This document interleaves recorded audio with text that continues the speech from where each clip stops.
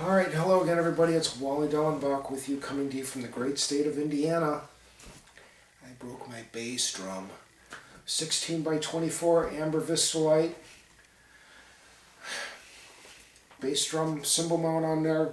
I was sporting a 24-inch Zildjian ride cymbal. It's a nice old antique one from the 1950s, 3-dot Zildjian, very nice. Anyway, the thing fell over like a tree while I was playing, and today's video, that's what today's video is about, is how to help you not make this mistake. Alright, so once again, this is a 24 by 16 by 24 amber Vistalite, and here's what I did, is I bought this set brand new. I bought the shells from RCI, and this is drilled for Ludwig, all classic lugs, classic mounts, rail mount for my tom, arch legs. I even had it drilled for mufflers. I wanted to try to make as authentic 1970s Chicago Ludwig as possible, and I'm really satisfied with the kit. And so here's what happened. It was mid-morning on a Sunday, and I was getting ready to make a YouTube video, and warming up, and all of a sudden, cymbal falls over like a tree. I look down, you hear the big cymbal crash, and broken. So, I panicked, my heart sank, but I called Romano Catone at RCI, and left a message, and got through him through other social media means, and left him a message, and he calls me back not more than a couple hours later on a Sunday, and I told him what happened, and we got a new bass drum on order. So I can't say enough good things about Romano Catone and RCI and the people there that do such a wonderful job. They make such good replicas. I don't even want to call them a replica, because I think that's almost be an insult. They make quality Vistalite drums in the vein of Chicago Ludwig Vistalites, and their craftsmanship is excellent. Romano Catone told me that he says there's not a drum that leaves his manufacturing facility that he doesn't put his hands on. And that's reassuring to know. And what manufacturer would call you on a Sunday to make sure that you're taken care of? I'm telling you, hands down, RCI, if you're ever in the market for Vistalite drums, be it solid colors or patterns or even custom, if you want something made for you that's custom, look them up, because they're hands down, to me, the #1 drum manufacturer. They do a great job as far as Vistalite drums are concerned. Alright, so there's my shameless plug. It's really not shameless, it's just part of doing business. They give me a good product and excellent customer support. Who's going to call you on a Sunday to take care of you? Okay? So, as I was saying, if you're in the market, look them up on the web. I think it's rcistarlight.com, and from there you can go just about anywhere. So, anyway, so let's move on. So, I want to talk to you about the setup. In my haste and my excitement of putting this bass drum together, and I knew I should have done this, but what I did is I put on the old 1970s, 80s style classic P1216D.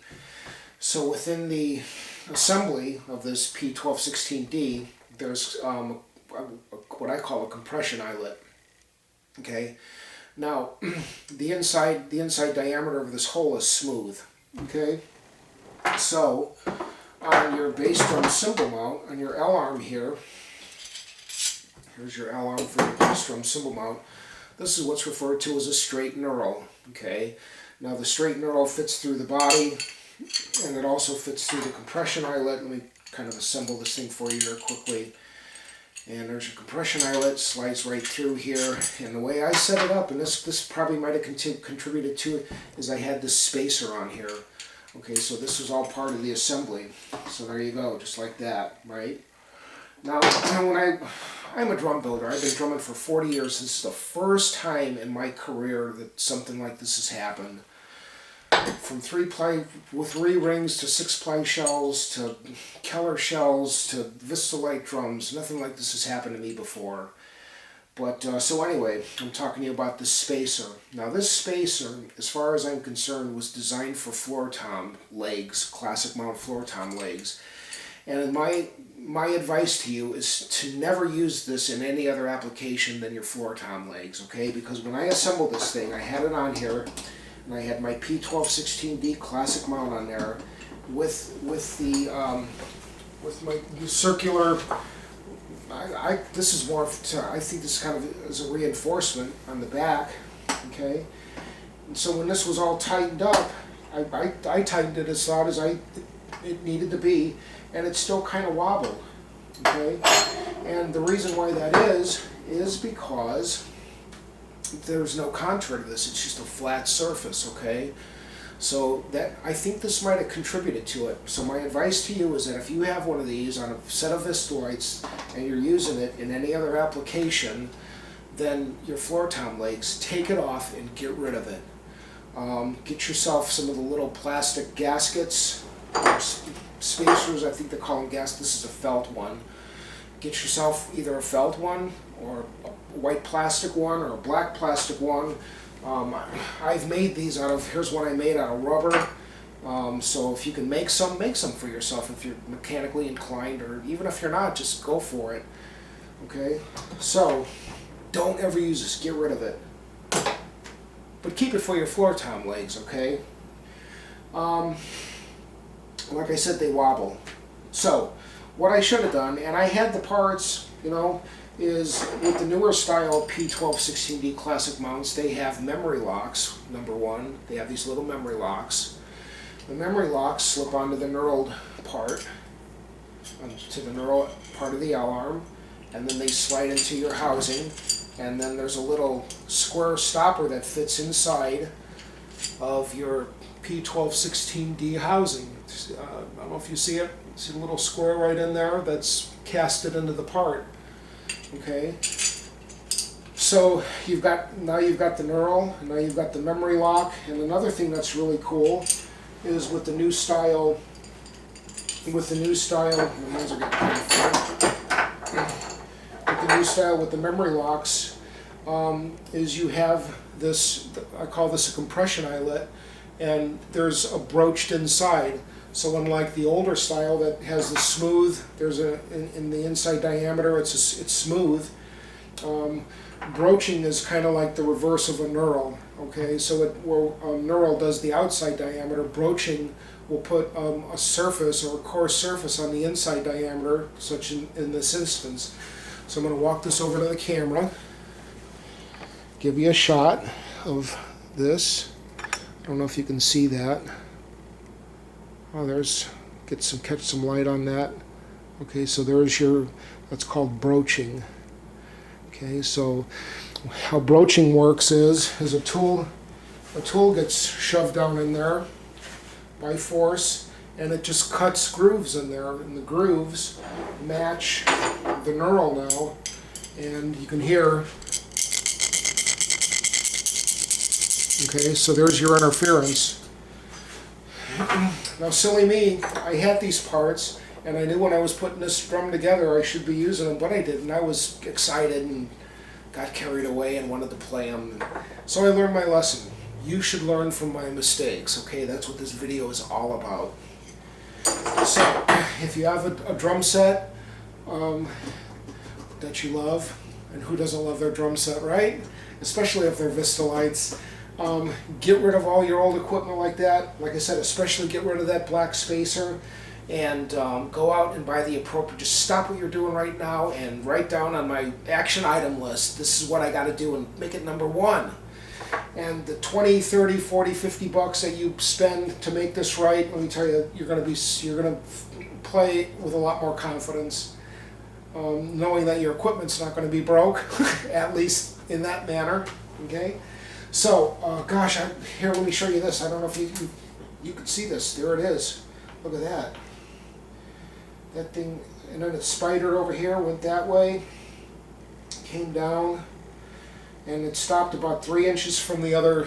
Where am I at? This is the resonance side, because there's my floor tom legs. This is my batter side. It doesn't matter, I guess. You know, it's a break is a break is a break, or a crack. So there's that. Yeah, that was a heartbreaker. Then I even went as far as I put the broached compression eyelets. This is the from the rail console. Okay, so I put it up here in my L arm. So there's one here, and then I'm going to put one in my housing for my tom. So with that pretty much wraps this video up. I come to you today in humility and foolishness, and but I want to share that with you, so you can avoid this problem. Now I'll close with this. This is what's called weld-on number 6, and there's also something called weld-on number 3. What's the difference? Well, the difference is in the application. Weld-on number 3 comes in a little small can, and then it also comes with with an applicator tube like this, and it's got a needle on it. So if you've got like a little hairline crack that's coming off of maybe one of your drilled holes for a lug, or even anything else, you want to take this and fill it with the weld-on number 3, and weld-on number 3 has a consistency of water. Okay, and you take that weld-on number 3, put your drum in a horizontal where the crack is, and the capillary action, you'll drip it on just like you're dripping eyelets or air drops into your ear, and it'll suck right down in that crack. Okay. Now, I've seen cracks where they're just little hairline cracks that don't even go through the inside and the outside diameter. They're just little fracture cracks that just kind of bust maybe halfway through the thickness. Don't even worry about that. If it's not moving, don't do nothing to it. But if it's a break all the way clean through, get yourself some of this, and weld-on number 3 will stop it. Okay, so that's the application of weld-on number 3 for acrylic. All right? Now, weld-on number 6. There it is right there, weld-on number 6. This has the consistency, it's called viscosity, of like ketchup. Okay, now, here's the deal. Since this isn't broken right here all the way through, it's a clean break, but it goes through one side and the other, but it doesn't go from batter side to resonant side. So the drum is still intact. Now, you could do a couple of things. Is you can grind a ditch in here and turn around, take this thing, stand it up, and then put some of this in here. Gosh, let me see here. I'm not going to open this up and show it to you, but just take my word for it. It's thick like ketchup, okay?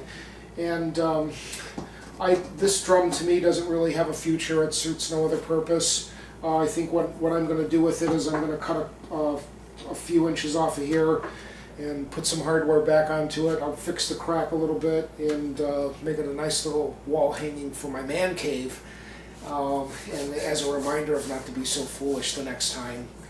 So with that, thanks for watching my video, taking the time out of your life to watch something that I'm, a foolish mistake, and I appreciate it very much, and learn from this, please. And thank you for watching, and always remember to practice and pursue what you love. My passion is drumming, and thanks for watching again, okay?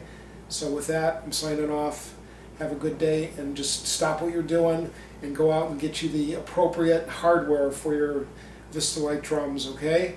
So with that, I'll see you later. Bye.